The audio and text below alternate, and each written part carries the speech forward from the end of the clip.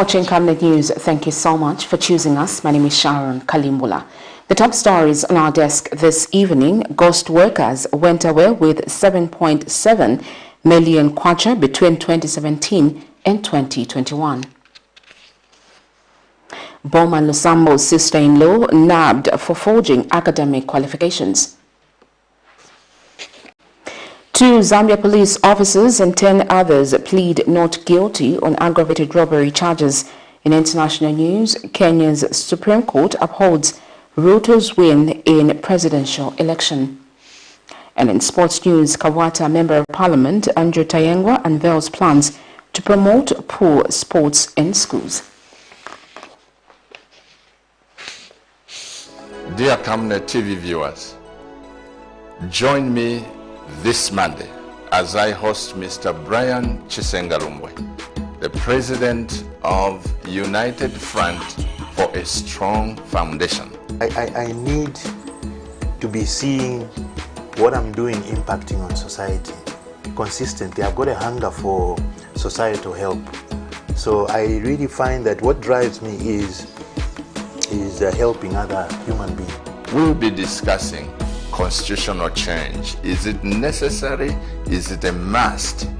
Please join me, and may God bless this great nation of Zambia. Make a date with us. Camnet TV, not just another channel.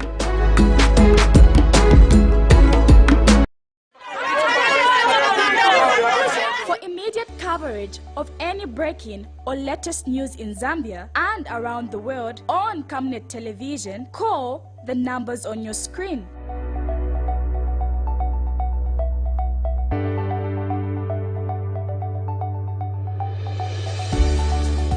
Camnet Television, bringing to your screens fair news, impartial news, credible and reliable news all the time. Get the whole truth on Camnet World News.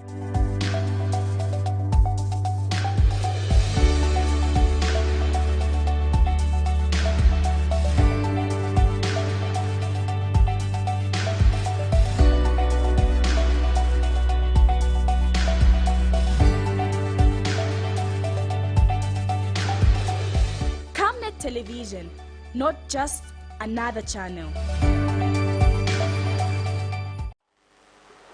Thank you for choosing us. The news in detail.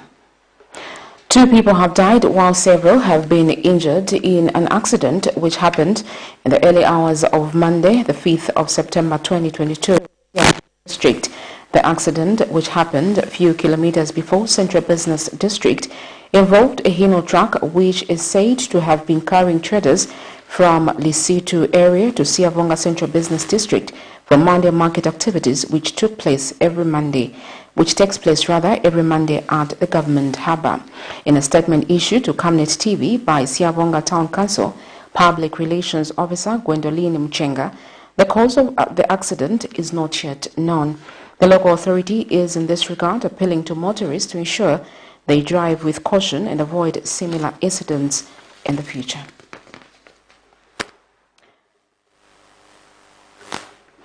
Alcohol consumers from bars located within BH Market in Lusaka, Soweto area are posing as a nuisance as they allegedly urinate and defecate in open areas within the market.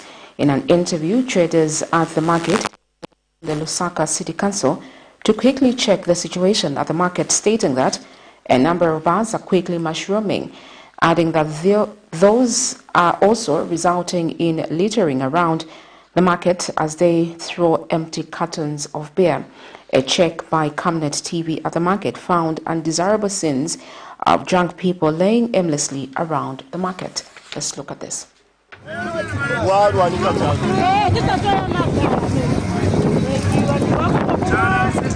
From the look of things, one may be led to conclude that this is a tavern area, judging by the number of drunk people lying aimlessly around the place. This is, however, a marketplace in Lusaka known as BH Market, which is one of the biggest trading places within the Central Business District CBD. The number of mushrooming bars at this market has, however, worried traders who say alcohol consumers are in the habit of practicing open defecation and urination around the market when drunk. Kwamene kuja kwamene vamwela moba kumbuyo apa vapitisa maningi vitumbi pena ngwafa kudala kai moba wamene bali kumwa kuja si moba uyu wakutika pena uba bwezera kotu bakumwa moba uyu ati morasezi amene machoka kumazapo muntu akamwa cha befenti apita pabala bapeleka ku kliniki kwa Kanyama mu kliniki muno maikosa atakapela sembe batiranganirako kuno mabazi ashitaova bana bachichepere mayuthi basira kufa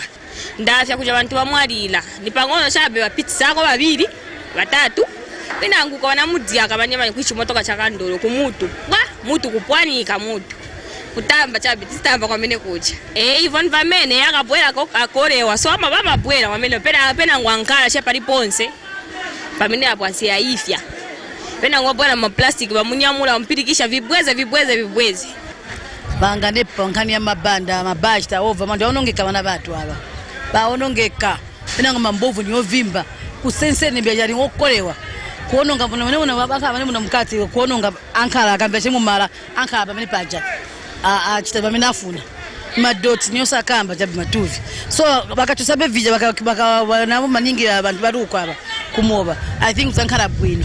The traders fear that this may lead to diseases as various items including food are sold in the market. Meanwhile, Camnet News has reached out to the Lusaka City Council LCC to ascertain the way forward on the situation. Zipora Mshala, Camnet News, Lusaka. The Anti-Corruption Commission has charged and arrested former Lusaka Province Minister BOWMAN LUSAMBO'S sister-in-law, Patience Manasseh, who is a University of Zambia student, for forgery of a certificate and uttering false documents. Ms. Manasseh, 29, of Mainwood Ibex, has been arrested and charged with 7 counts of forgery and uttering false documents contrary to the laws of Zambia. The offences were committed between 1st January 2009 and 31st December 2018 in Lusaka. ACC Public Relations Manager Timothy Mono says investigations have established that Patience Manasseh forged several examination council of Zambia joint examination school certificates and general certificate of education statements of result documents. He says the documents were made in order to facilitate her enrollment as a student at the University of Zambia. Mr. Mono says among the charges in the first count, Manasseh, whilst acting together with persons unknown, did make a false document, namely an ECZ joint examination for school certificate and GCE statement of results. He says that in the second count, Manasseh, whilst acting together with other persons unknown, did make a false document, namely an ECZ General Certificate of Education GCE statement of result. In the third count, Mr. Mono revealed that Manasseh, whilst acting together with persons unknown, did make a false document, namely an ECZ Joint Examination for School Certificate and GCE statement of results. Ms. Manasseh is expected to appear in court soon.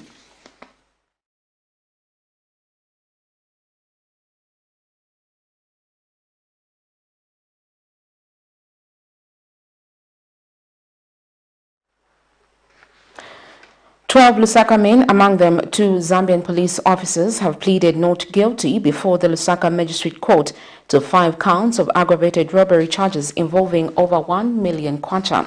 This is in a case in which the 12 accused are alleged to have, on the 18th of November 2021, whilst armed with a firearm, stole 40,000 kwacha and $300 cash, 50 kwacha Malawian, a shotgun, and 12 caliber valued at 15,000 kwacha. Details in this. After being in custody for 5 months, 12 Lusaka men accused of aggravated robbery have finally taken their plea before a Lusaka High Court judge. The accused, whom among them are 2 police officers, namely Francis Kayando, a police officer at Machero Police Station, 33-year-old Newton Amukamba, a state police officer, Lusaka Division Homicide, last appeared before the subordinate court in April 2022, where they were committed to the High Court for trial proceedings.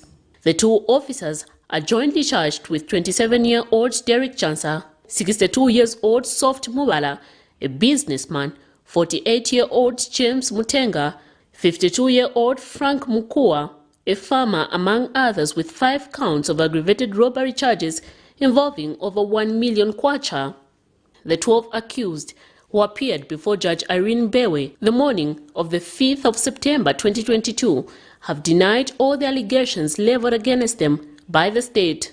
Allegations before court are that in October 2021, the 12 wallets armed with AK-47 stole a 1-pallet gun worth 1,000 kwacha, a safe worth $5,000, and $1,720 cash, the property of Tractor ZAM Limited. It is also alleged that at the time the offense was committed, the accused used violence on the victim, Tito Mandela. In the other count, it is alleged that the accused on 8th of November 2021, whilst armed with an unknown firearm, stole 40,000 kwacha cash, $300 cash, a shotgun chain arms 12 caliber valued at 15,000 kwacha, and 2 Samsung A10 phones, among other goods. Trial will commence on the 13th of September 2022. The accused remain in custody given the nature of the offense they are charged with is non-bailable. Miriam Kaimba, reporting for Camnet TV News. Solicitor General Marshall Muchende has asked the Lusaka High Court to allow him joint proceedings in the case in which former Kabushi Member of Parliament BOWMAN Lusambo and his counterpart, former KWACHA Member of Parliament Joseph Malanji, have petitioned the Electoral Commission of Zambia. In an affidavit filed before court, the Solicitor General says he is competent to join the case on grounds that the issues raised by the two in their petition are not different from the ones before the Constitutional Court, where the state has already joined.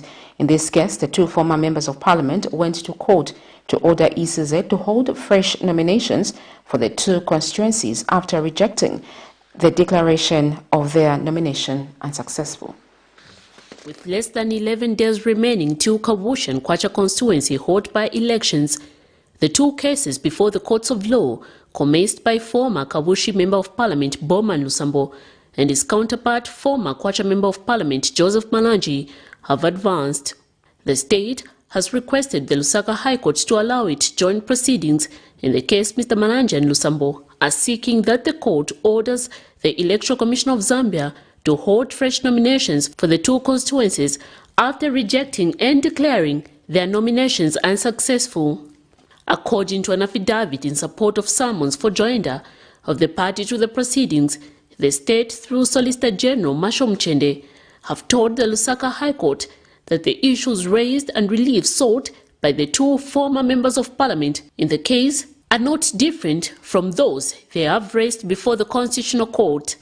The Solicitor General has also told the court that Mr. Lusambo and Malanji will not be prejudiced if the application for joinder is granted on ground that the state is already joined to the case before the Constitutional Court, which has also been commenced by the two.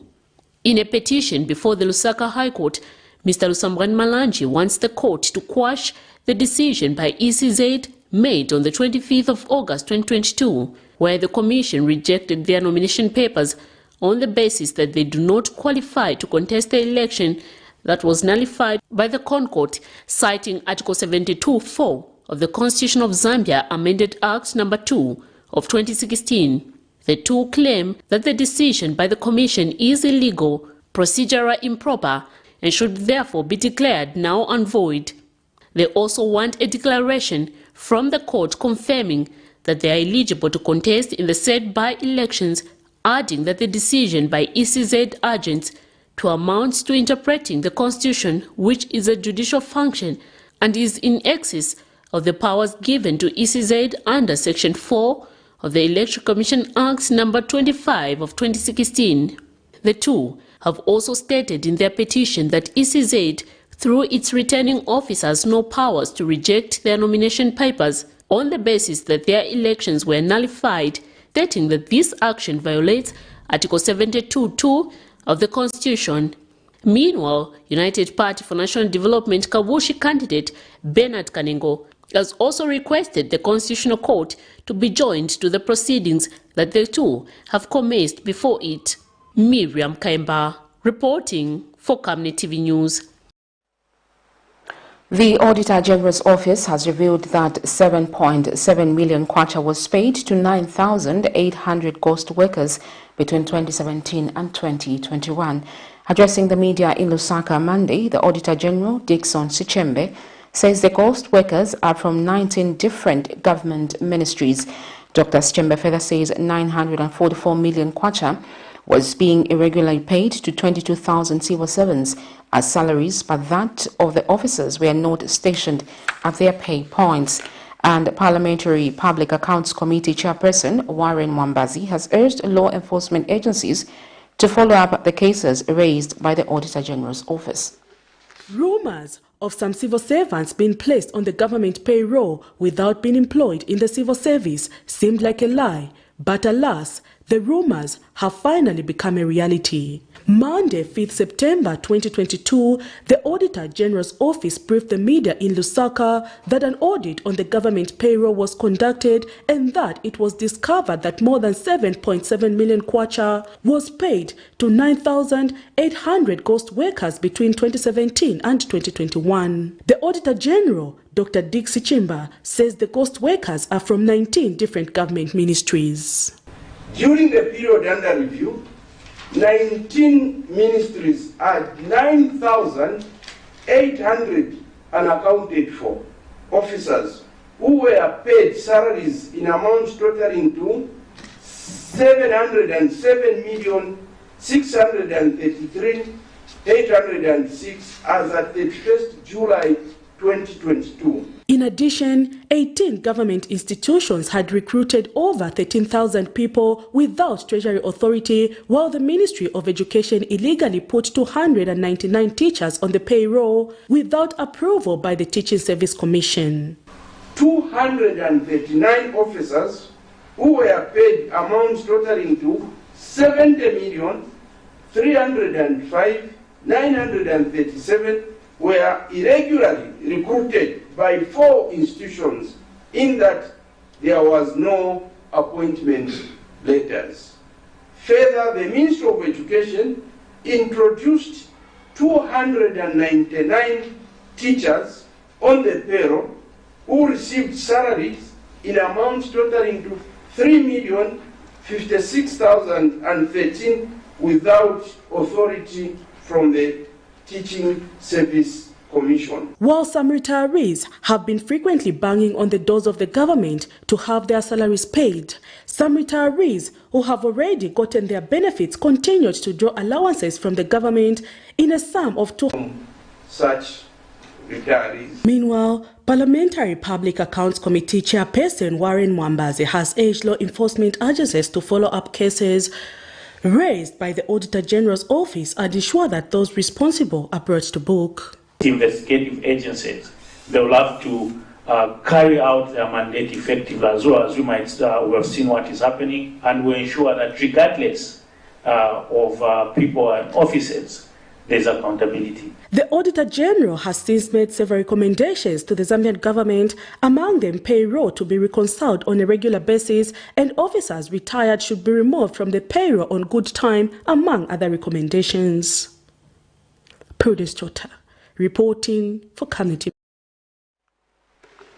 The Inspector General of Police, Lemi Kajoba, has directed Zambia Police to exercise high levels of professionalism when enforcing the Public Order Act, which is currently being reformed.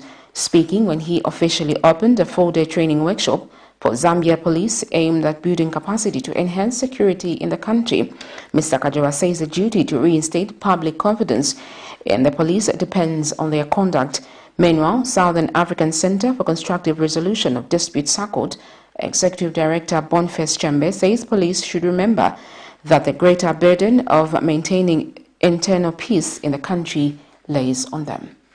Public order and safety police service in the forefront of achieving this status. The importance of a strong police service is also highlighted during periods such as elections or when dealing with criminal activities. This shows the need to have an independent and professional police service. In line with this, the Southern African Center for the Constructive Resolution of Disputes SACOD working with the Geneva Center for Security Governance, has therefore instituted a 4-day training workshop aimed at building capacity in the Zambia police to enable them apply the Public Order Act, which is currently being reformed fairly. Speaking during the official opening, Inspector General of Police Lemika Joba has charged the Zambia police to maintain professionalism. It is clear that matters of accountability and human rights in management of public order have been a source of concern to our country for quite some time.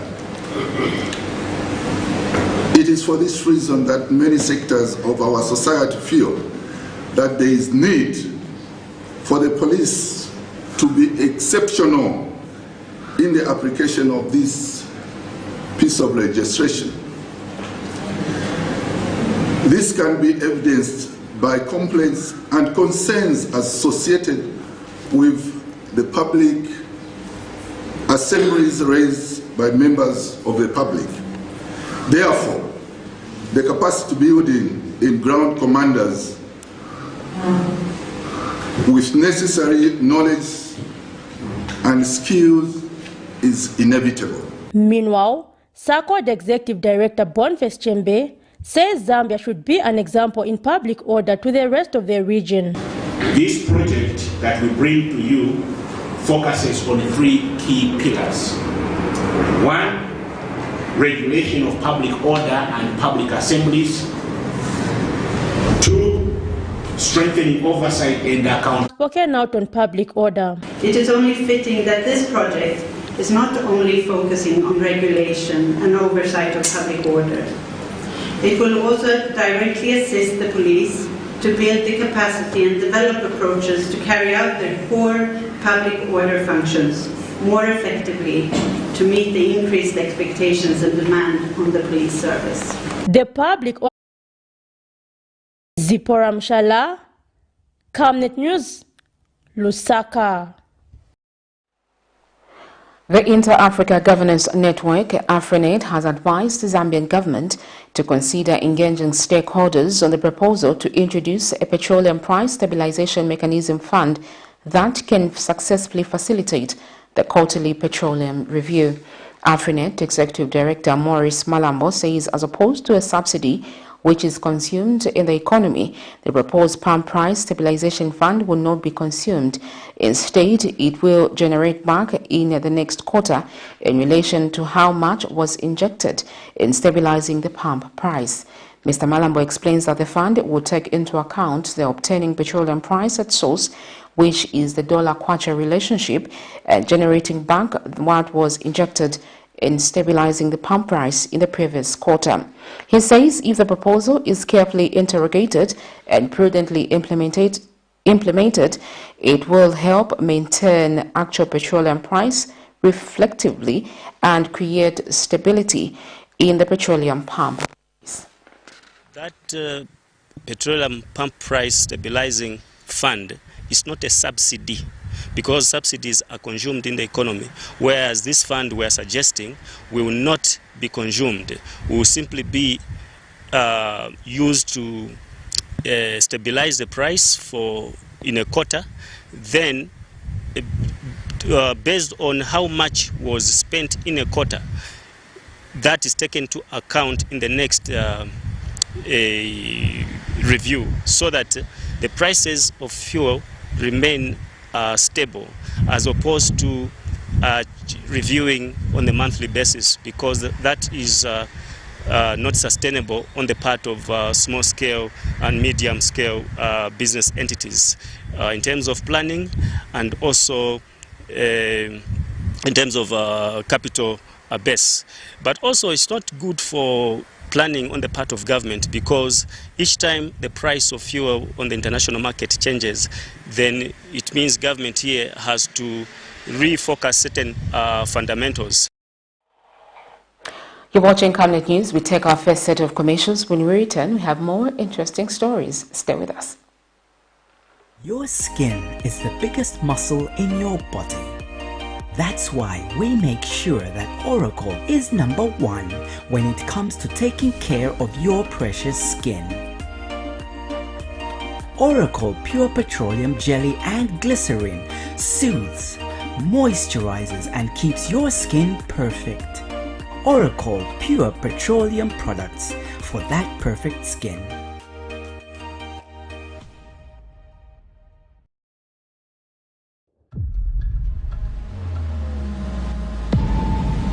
It's census time. The 2022 Census of Population and Housing will be conducted from 18th August to 14th September 2022. The census collects a lot of data for use in various aspects of social and economic planning for the country. We are all required to participate in the census by being counted.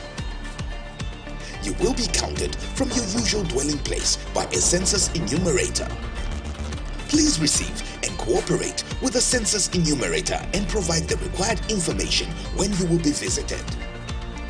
Your responses to the census questions will be treated with strict confidentiality and will be used for statistical purposes only. Hi, I'm coming to count you. Because everyone counts. This message is brought to you by the Zambia Statistics Agency with support from the UNFPA.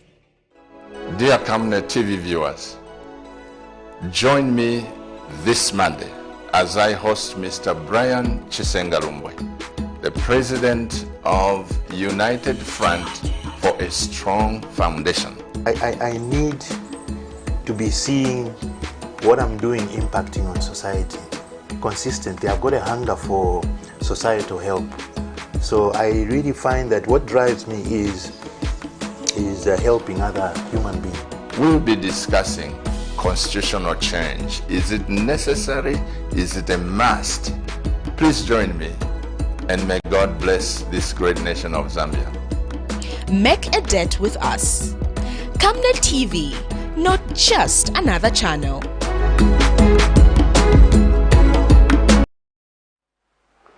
Welcome back. Thank you for staying on. A civil activist, Nobo Mombi, has written to the Drug Enforcement Commission to find out why the authority has failed to act on his report of possible money laundering by two named investors who have been illegally mining manganese on his farmland. Speaking shortly after delivering his letter at the Commission's office in Lusaka Monday, Mr. Mombi says he is of the view that the silence being exhibited by the Commission may imply that some officials from the institution are involved in the illegal business.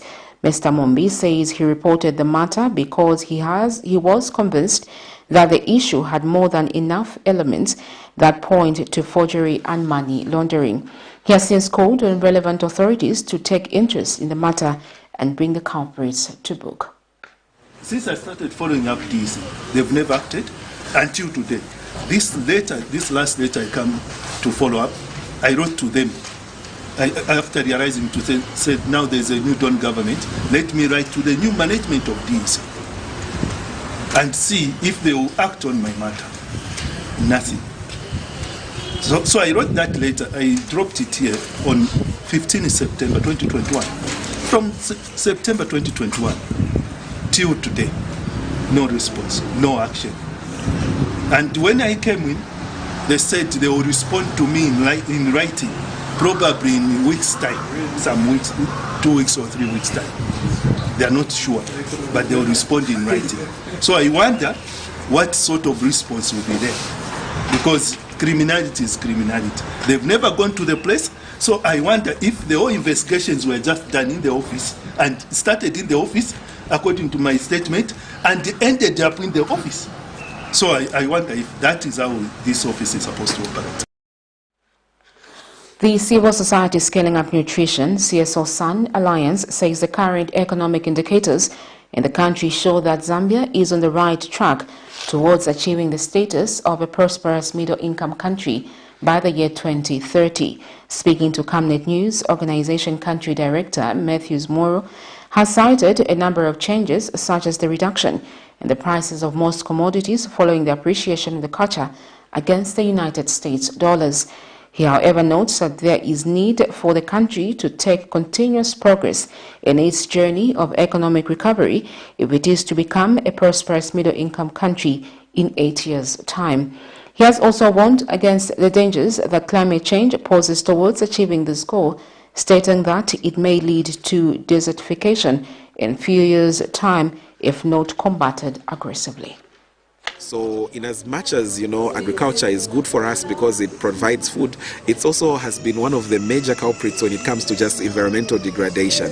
So harmonizing, activities that are happening and ensuring that, we are also nourishing the planet as we are trying to nourish, the people, becomes a good way to go. So we hope that more policies would respond to just, the climate needs, and especially the illegal minings that have been cited. Now Zambia, mining activities are happening almost everywhere. So the use of chemicals, the use of,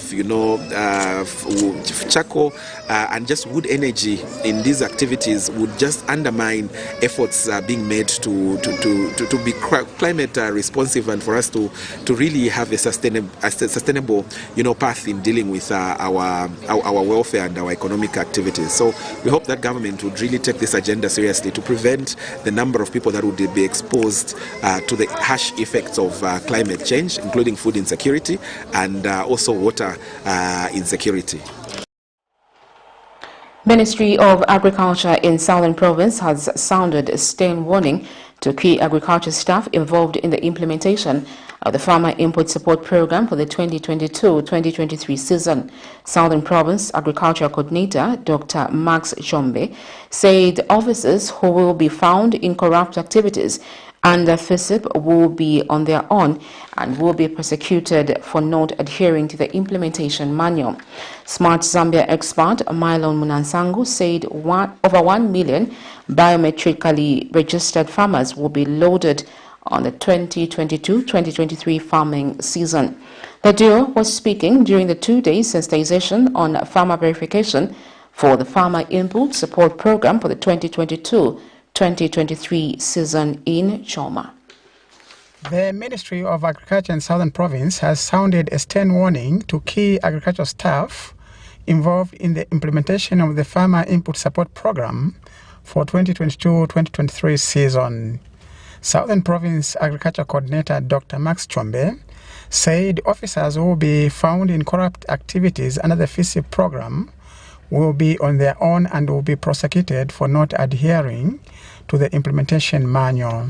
Officers have been accused, officers have been arrested, officers have been investigated over this FISIP.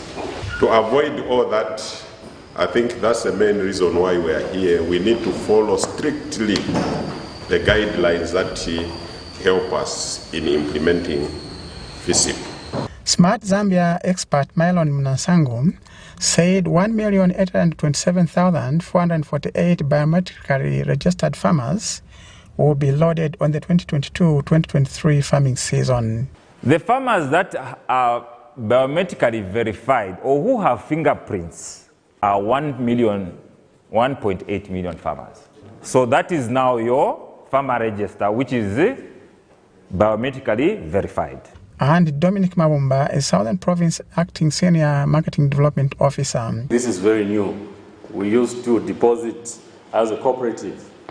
But this time around, the farmers will come to the office and then ATD will be raised and they go and deposit as an individual. The trio was speaking during the 2 days sensitization on farmer verification for the FISIP program for 2022-2023 season in Choma. Reporting, Lawrence Kabutu in Choma. This is Camnet News. We take our second set of commercials. When we return, we have sports and international news.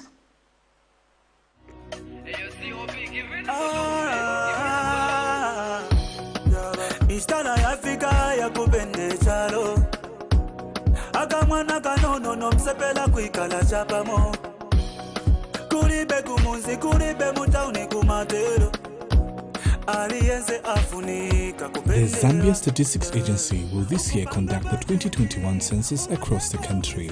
The census aims to count people in households, rural and urban, hospitals, military, police and correctional facilities. This numbering will extend to hotels, farms, as well as high-density areas with different families sharing a house and those in transitory locations. Every person in the country matters and should be counted because the census will benefit all, from migrants, refugees and street children, homeless people, the young and the old people, as well as persons with disabilities. Everyone counts. This message is brought to you by the Zambia Statistics Agency.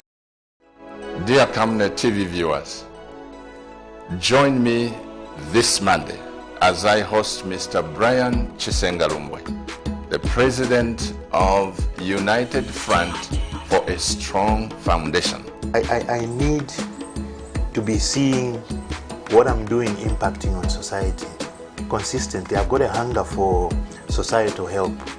So I really find that what drives me is helping other human beings. We'll be discussing constitutional change. Is it necessary? Is it a must? Please join me, and may God bless this great nation of Zambia. Make a date with us. Camnet TV, not just another channel.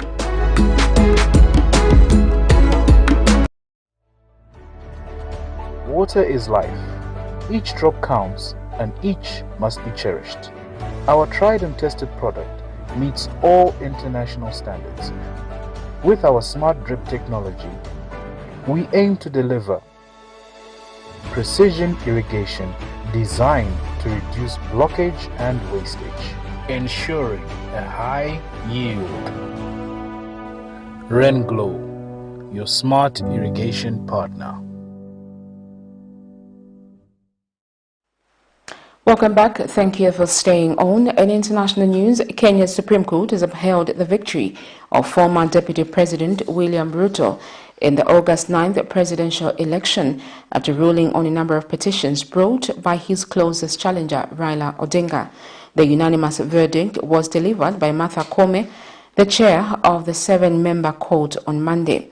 In other news, Foreign Secretary Liz Truss has been named leader of the governing Conservative Party and Britain's next Prime Minister, taking over at a time when the country faces a cost of living crisis, industrial unrest and a recession. Here is a roundup of international news. Kenya's Chief Justice Martha Koome has announced here at the court that the 7 Supreme Court judges unanimously agreed to uphold the announcement of the Electoral Commission of William Ruto as the President-elect of Kenya. She went through the petitions submitted by his main opponent, Raila Odinga, and other rights groups, and rejected all of the complaints, citing that there was inadequate evidence and other reasons, and that the court didn't have a reason to nullify the election as it had done 5 years ago when Raila Odinga filed a petition, and the same Supreme Court overturned the election and ordered a rerun. On this occasion, it has not. We're waiting to find out what the reaction will be of supporters of Ruto and Raila, but both of the leaders have said that they will respect the judgment that is coming here from the court. Just to recap for our viewers who are just joining us now on this news hour, Malcolm, Kenya's Supreme Court has upheld the August 9th election victory of William Ruto, rejecting all the challenges that had been made by his opponent, veteran politician Raila Odinga. This decision just happening in the last few minutes in the Kenyan capital, Nairobi.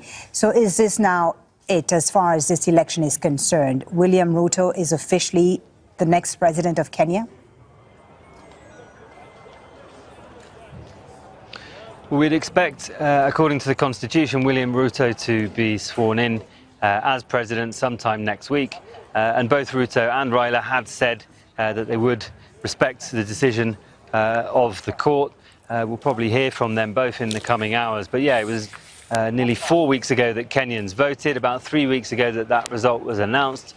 The Electoral Commission announced William Ruto as the winner by a narrow margin, and then 2 weeks ago that Raila Odinga came here, submitted a petition. It was one of several petitions submitted here at the court by rights groups, and the legal process has gone on over the last 2 weeks. We've just had that ruling now, and the court has said it's not ordering a rerun of the election, and that it is upholding the result. As you say, Malcolm, both Raila Odinga and William Ruto had said they would accept the decision of the Supreme Court. The question now is, of course, whether their supporters, especially Raila Odinga's supporters, will also accept this decision.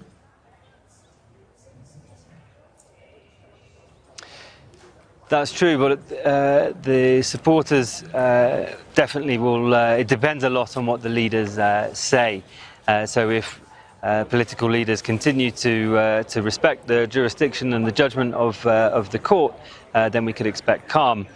Things are quite different to how they were 15 years ago when in the violence following that election, more than 1,000 people were killed, hundreds of thousands of people were displaced from their homes. But this followed election campaigns during which ethnicity was used as a campaigning tool. The violence was, according to International Criminal Court, deliberately incited by politicians. The campaigns didn't really sound like that this time. There isn't any sign of seeing a repeat of that kind of violence. But of course, we'll be waiting to see how people react later today and staying across that. Therefore, I give notice that Liz Truss is elected as the leader of the Conservative and Unionist Party. We'll come up on stage.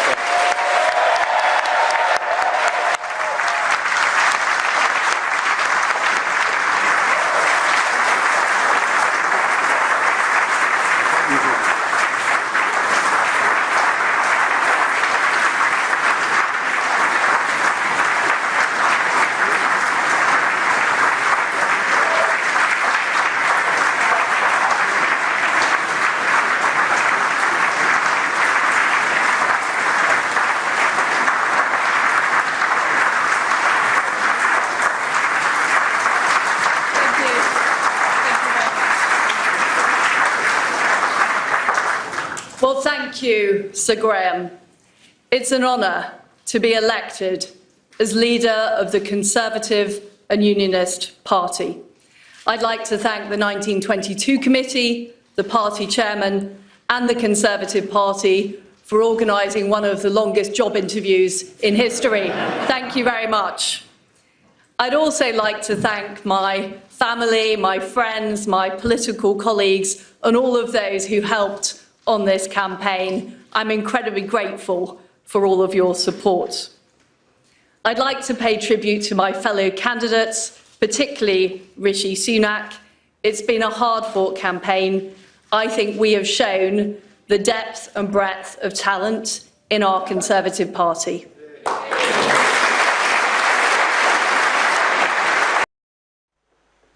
We got straight into sports news.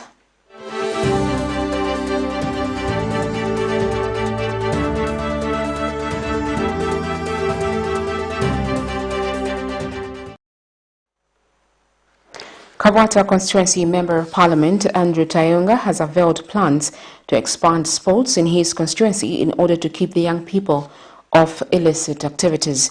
Mr. Tayenggwa says he wants to promote all sporting disciplines in KABWATA constituency. He says he wants to make sure that pool sport is introduced in schools in order to restrain young people from frequenting bars in order to participate in the sport. The parliamentarian made his remarks Sunday, 4th September 2022, when he graced the Andrew Tayenggwa Soccer Tournament in Jack Compound with a sponsorship package of 25,000 kwacha. Sport has many benefits to young people. It improves physical fitness, teaches important life skills, and increases their chances of becoming active adults. There is no doubt that it also helps young people to stay away from vices such as alcohol and substance abuse. In Lusaka's Jack Compound, soccer is a common game, and Sunday, 4th September 2022, people turned up in numbers to witness the Andrew Tayenggwa Soccer Tournament that brings together youths from various communities in the ward to showcase their football skills with the view of exposing them to better teams. Mr. Tayenggwa, who has sponsored the tournament through the injection of 25,000 kwacha in terms of prize money and football gear to the top contenders, assured that the tournament will become an annual event. For this tournament, off-season tournaments because we wanted to gather all the youth within the community so that we can bring them and move them away from this issue of substance and drug abuse. I hope and pray that one of these coming days we'll be able to conduct a seminar for our children or these boys that are actually playing football so that we can try and engage them and teach them about substance abuse and alcohol. And Mr. Tayengwa unveiled plans to promote all sports disciplines, adding that he wants pool to be promoted in schools in order to contain young people from frequenting bars.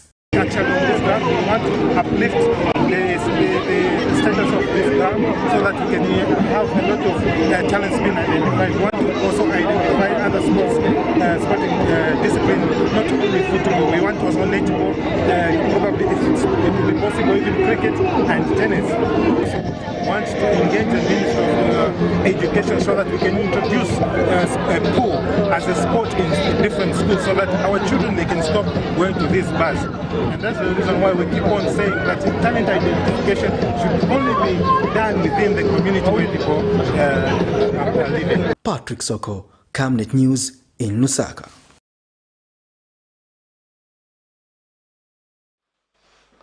Well, that's where we leave it up for tonight. The headlines once again. Ghost workers went away with 7.7 million kwacha between 2017 and 2021. BOWMAN LUSAMBO'S sister-in-law nabbed for forging academic qualifications. 2 Zambian police officers and 10 others plead not guilty on aggravated robbery charges. In international news, Kenya Supreme Court upholds RUTO'S win in presidential election. And in sports, KABWATA Member of Parliament Andrew TAYENGWA unveils plans to promote pool sports in schools. We now look at the Camnet verse of the day, and it's coming from Matthew 28, verse 18 to 20, and it reads, Jesus said, all authority in heaven and on earth has been given to me. Therefore, go and make disciples of all nations, baptizing them in the name of the Father, the Son, and the Holy Spirit, and teaching them to obey everything I have commanded you. And surely I am with you always to the very end of the age. Thank you so much for watching Camnet TV. My name is Sharon Kalimbula. Good night.